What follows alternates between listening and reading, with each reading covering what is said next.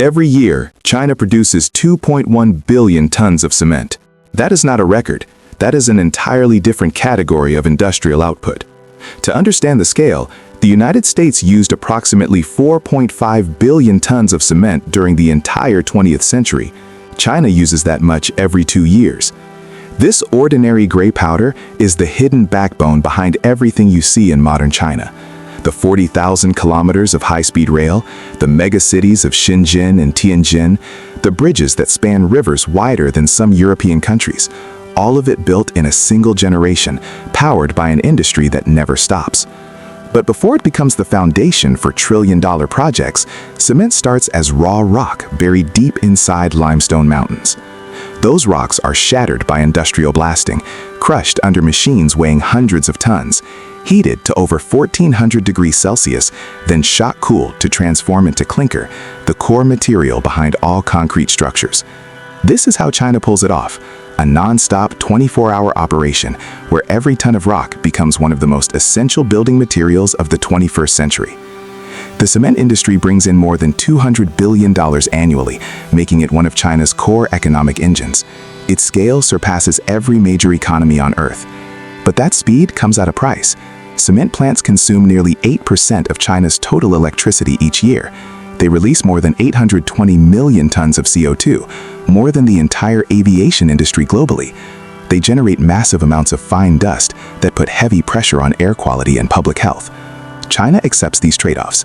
To maintain its status as an infrastructure superpower, cement is treated as the raw fuel behind a national rise. The question is not whether the environmental cost is worth it, but how the industry is working to reduce that cost while keeping production running. The raw materials for China's cement industry begin in the limestone mountains that surround its heavy industrial zones. Limestone makes up 75 to 80% of the raw mix. It provides almost all the calcium oxide, the key component that determines clinker formation. To keep transportation costs low, most plants are built right next to these quarries. Extraction becomes the first link of a production chain that runs around the clock.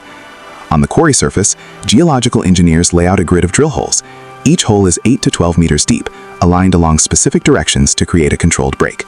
The holes are filled with emulsion explosives, or ANFO, along with electric detonators and stimming materials to maximize blast efficiency. When warning sirens sound, the blast sequence triggers. An entire bench of rock rips apart, producing thousands of tons of fragmented material exactly along the planned opening line. As the dust settles, large crawler excavators move in. They load the rock onto 40 to 60-ton haul trucks or directly onto primary conveyors leading to the plant. Oversized boulders are broken on the spot when hydraulic breakers to prevent blockages at the crusher. At the primary crushing station, jaw crushers or hammer crushers reduce the material further, bringing everything down to under 100 millimeters. This is the ideal size for blending and fine grinding later. Alongside limestone, clay is also mined from nearby open pit deposits using large bucket excavators. This area doesn't require blasting, but it still needs strict control over moisture content, chemical composition, and overall consistency. Even small variations in the feed can throw the entire clinker production line out of balance. After extraction, the raw materials move immediately into a large-scale transportation system. At many modern plants, kilometer-long conveyor belts connect the quarry directly to the industrial complex, crossing hillsides, valleys, and technical quarters without a single intermediate stop. Thanks to this continuous operation, raw materials reach the preparation station at a steady, controlled rate, significantly reducing costs and minimizing bottlenecks. At the processing area, the raw materials enter the homogenization system, a crucial step to stabilize chemical composition before fine grinding. A stacker spreads the material in thin, arched layers, forming a perfectly layered pile across the entire floor. On the opposite side, a reclaimer moves smoothly along the pile, recovering the material in the same order it was laid down.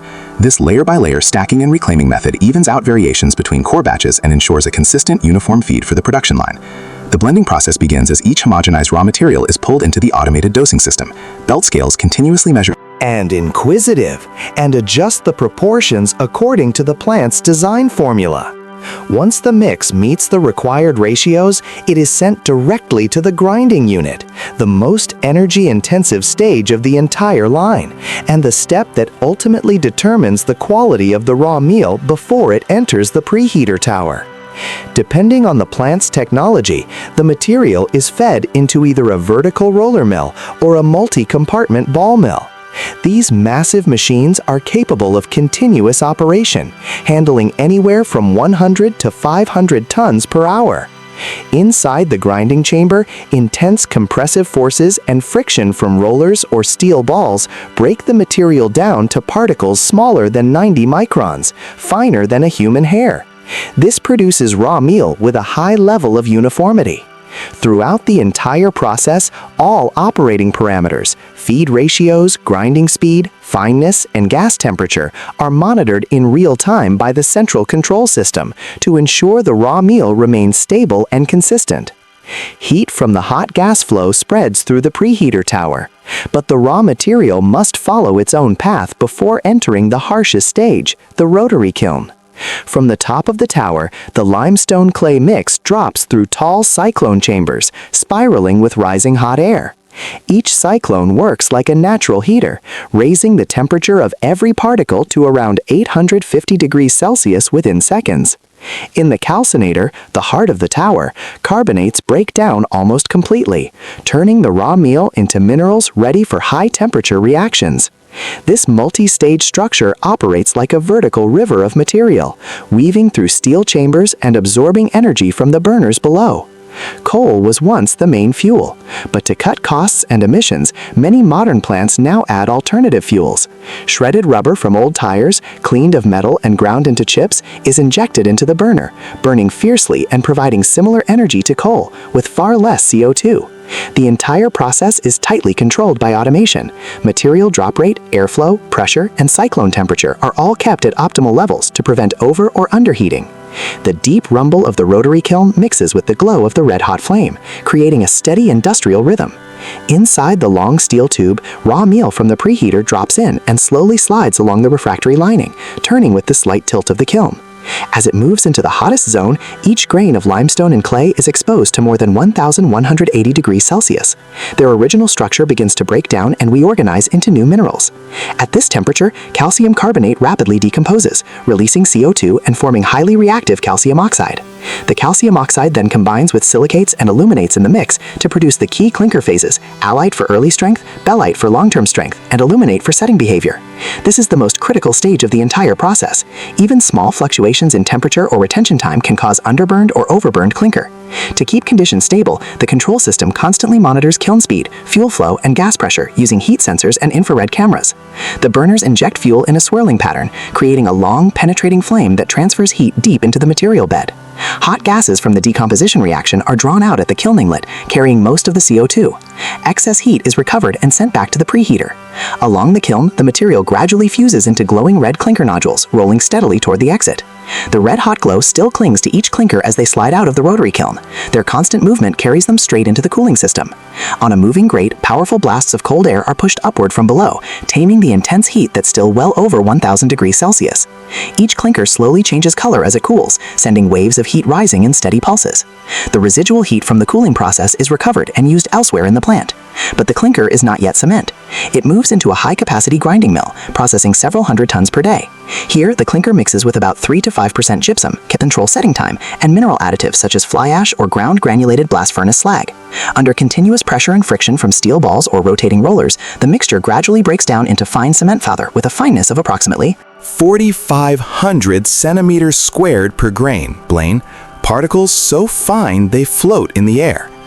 Automated dosing systems and sensors monitor every batch, ensuring consistent mineral composition, fineness, and strength. The fine cement powder drops into the intermediate silo, flowing with a steady rhythm like a small river inside the plant. An automatic sampling system extracts a portion and sends it to the laboratory, where advanced sensors record key parameters: fineness, moisture, mineral composition, and strength development. Each value is continuously compared with internal standards and national specifications. Every batch leaving the plant must be completely uniform and stable. From the silo, the cement flows into the packing area. Each empty bag is positioned under the filling nozzle. Precisely 50 kilograms of cement drop in, thanks to a modern dosing and weighing system. The automatic packing line runs smoothly, producing 500 to 600 bags per hour. At advanced plants, robots fully replace manual labor, guiding bags into place, filling them, sealing them with heat or tight stitching. The filled bags move down the conveyor, where sensors monitor each one, removing any that fall outside specifications. Robotic arms stack the bags onto pallets with brick-like precision, 40 bags per pallet. As the load is shrink-wrapped, the warehouse lights reflect off each bag, forming a refined industrial scene where machinery, automation, and precision move in perfect harmony. As cement leaves the automated warehouse, it is transported to concrete batching plants. There, it joins its familiar companions: fine sand, crushed stone, and clean water. Automated dosing and mixing systems adjust every percentage with precision, ensuring each batch of concrete reaches perfect uniformity within minutes. The seemingly simple gray mixture becomes a foundational material, ready to support massive structures: river-spanning bridges stretching thousands of meters, skyscrapers rising above city skylines, expressways carrying millions of vehicles. Every concrete element carries the imprint of advanced engineering, automation, and strict quality control. The sounds of mixers, conveyors, and concrete trucks blend with the rotation of tower cranes, a rhythmic industrial symphony. Every grain of sand and every piece of aggregate is monitored for weight and size. Even roller vibrations and slight temperature changes are recorded to guarantee structural stability for centuries. In this vast landscape, concrete is more than just a material. It is a symbol of technical strength and modern infrastructure, present across China's trillion-yuan megaprojects, where technology and labor come together to build greatness. China's cement industry is not the largest in the world by accident. It is the result of deliberate policy, massive investment, and engineering execution at a scale that defies comparison. But it is also a reminder that every industrial triumph carries a shadow. The CO2 emissions, the dust, the energy consumption. These are not externalities. They are part of the same system that builds bridges and cities. The question moving forward is not whether China will stop producing cement. It will not. The question is whether the industry can continue to reduce its environmental footprint while maintaining the output that powers national development. Alternative fuels, carbon capture, more efficient kiln designs. These are not optional. They are survival. From the limestone mountains to the rotary kiln, from the preheater tower to the packing robot, from the concrete truck to the skyscraper foundation, every step of cement production requires precision, patience, and enormous energy. China's gray giant is not the most glamorous industry, but it may be the most important, because without cement, there are no cities. Without cities, there is no modern economy. The next time you walk across a bridge or ride a high-speed train, or look up at a building taller than you can imagine, remember the gray powder that made it possible. And remember that somewhere, right now, a kiln is turning, a conveyor is running, a nation is building. If you want to explore more stories about the hidden industries that power our world, the cement, the steel, the oil, the electricity that most people never think about, subscribe to Quit Tech Process. We go inside the factories, beneath the ground, and behind the machines that build civilization. Hit subscribe and join the journey. The next industrial wonder is already in production.